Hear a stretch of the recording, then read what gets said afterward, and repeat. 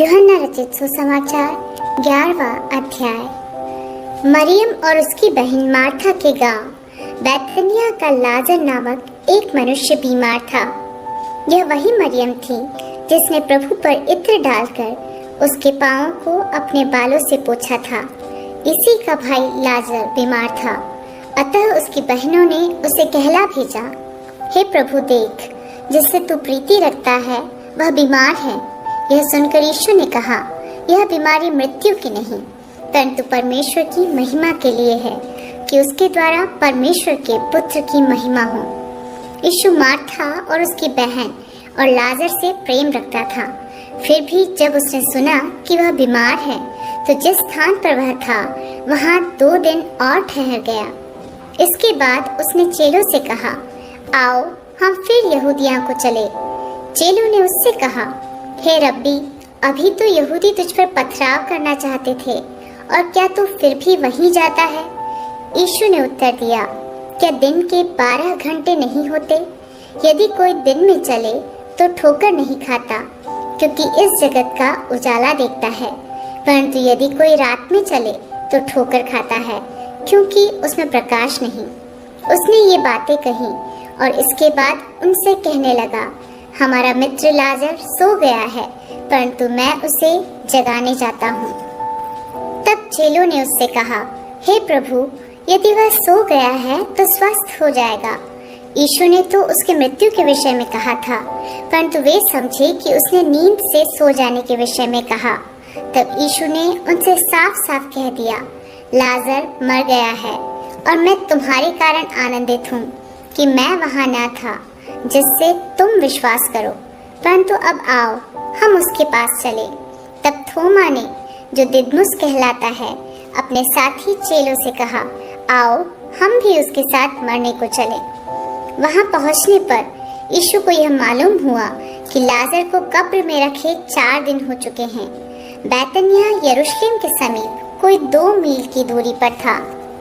बहुत से यहूदी मार्था और मरियम के पास उनके भाई की मृत्यु पर शांति देने के लिए आए थे। जब मार्था ने यीशु के आने का समाचार सुना तो उससे भेंट करने को गई, परंतु मरियम घर में बैठी रही। मार्था ने यीशु से कहा, हे प्रभु, यदि तू यहाँ होता तो मेरा भाई कदापि न मरता। और अब भी मैं जानती हूँ कि जो कुछ तू परमेश्वर से मांगेगा परमेश्वर तुझे देगा। यीशु ने उससे कहा, तेरा भाई फिर जी उठेगा। मार्था ने उससे कहा, मैं जानती हूँ कि अंतिम दिन में पुनरुत्थान के समय वह जी उठेगा। यीशु ने उससे कहा, पुनरुत्थान और जीवन मैं ही हूँ। जो कोई मुझ पर विश्वास करता है वह यदि मर भी जाए तो भी जिएगा, और जो कोई जीवित है और मुझ पर विश्वास करता है वह अनंत काल तक न मरेगा। क्या तू इस बात पर विश्वास करती है? उसने उससे कहा, हाँ है प्रभु, मैं विश्वास करती हूँ कि परमेश्वर का पुत्र मसीह जो जगत में आने वाला था वह तू ही है। यह कहकर वह चली गई और अपनी बहन मरियम को बुलाकर चुपके से कहा, गुरु यही है और तुझे बुलाता है। यह सुनते ही वह तुरंत उठकर उसके पास आई। यीशु अभी गांव में नहीं पहुंचा था, परंतु उसी स्थान में था जहां मार्था ने उससे भेंट की थी। तब जो यहूदी उसके साथ घर में थे और उसे शांति दे रहे थे, यह देखकर कि मरियम तुरंत उठ के बाहर गई है, यह समझे कि वह कब्र पर रोने को जाती है, तो उसके पीछे हो लिए। जब मरियम वहां पहुंची जहां यीशु था, तो उसे देखते ही उसके पांवों पर गिर पड़ी और कहा, हे प्रभु, यदि तू यहाँ होता तो मेरा भाई ना मरता। जब यीशु ने उसको और उन यहूदियों को जो उसके साथ आए थे रोते हुए देखा, तो आत्मा में बहुत ही उदास और व्याकुल हुआ और कहा, तुमने उसे कहाँ रखा है? उन्होंने उससे कहा, हे प्रभु, चलकर देख ले। यीशु रोया। तब यहूदी कहने लगे, देखो वह उससे कितना प्रेम रखता था। परंतु उनमें से कुछ ने कहा, क्या यह जिसने अंधी की आंखें खोली यह भी न कर सका कि यह मनुष्य ना मरता? यीशु मन में फिर बहुत ही उदास होकर कब्र पर आया। वह एक गुफा थी और एक पत्थर उस पर रखा था। यीशु ने कहा, पत्थर हटाओ। उस मरे हुए की बहन मार्था उससे कहने लगी, हे प्रभु, उसमें से अब तो दुर्गंध आती है, क्योंकि उसे मरे 4 दिन हो चुके हैं।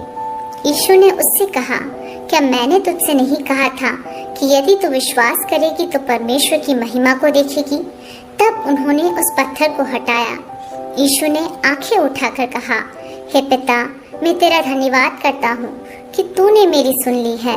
मैं जानता था कि तू सदा मेरी सुनता है, परंतु जो भीड़ आसपास खड़ी है उनके कारण मैंने यह कहा, जिससे कि वे विश्वास करें कि तूने मुझे भेजा है। यह कहकर उसने बड़े शब्द से पुकारा, हे लाजर, निकल आ। जो मर गया था वह कफन से हाथ पांव बंधे हुए निकल आया और उसका मुंह अंगोछे से लिपटा हुआ था। यीशु ने उनसे कहा, उसे खोल दो और जाने दो। तब जो यहूदी मरियम के पास आए थे और उसका यह काम देखा था, उनमें से बहुतों ने उस पर विश्वास किया, परंतु उनमें से कुछ ने फरीसियों के पास जाकर यीशु के कामों का समाचार दिया। इस पर प्रधान याजकों और फरीसियों ने महासभा बुलाई और कहा, हम करते क्या हैं? यह मनुष्य तो बहुत चिन्ह दिखाता है। यदि हम उसे यूं ही छोड़ दें तो सब उस पर विश्वास ले आएंगे और रोमी आकर हमारी जगह और जाति दोनों पर अधिकार कर लेंगे। तब उनमें से काइफा नामक एक व्यक्ति ने, जो उस वर्ष का महायाजक था, उनसे कहा, तुम कुछ भी नहीं जानते और न यह समझते हो कि तुम्हारे लिए यह भला है कि हमारे लोगों के लिए एक मनुष्य मरे और सारी जाति नष्ट न हो। यह बात उसने अपनी ओर से न कही, परंतु उस वर्ष का महायाजक होकर भविष्यवाणी की कि यीशु उस जाति के लिए मरेगा, और न केवल उस जाति के लिए, वरन इसलिए भी कि परमेश्वर की तितर-बितर संतानों को एक कर दे। अतः उसी दिन से वे उसे मार डालने का षड्यंत्र रचने लगे। इसलिए यीशु उस समय से यहूदियों में प्रकट होकर न फिरा, परंतु वहां से जंगल के निकटवर्ती प्रदेश में इफ्राइम नामक एक नगर को चला गया और अपने चेलों के साथ वहीं रहने लगा। यहूदियों का फसह पर्व निकट था और बहुत से लोग फसह से पहले देहात से यरूशलेम को गए कि अपने आप को शुद्ध करें। अतः वे यीशु को ढूंढने लगे और मंदिर में खड़े होकर आपस में कहने लगे, तुम क्या सोचते हो? क्या वह पर्व में नहीं आएगा? प्रधान याजकों और फरीसियों ने यह आदेश दे रखा था कि यदि कोई यह जाने कि यीशु कहाँ है तो बताए, ताकि वे उसे पकड़ सके।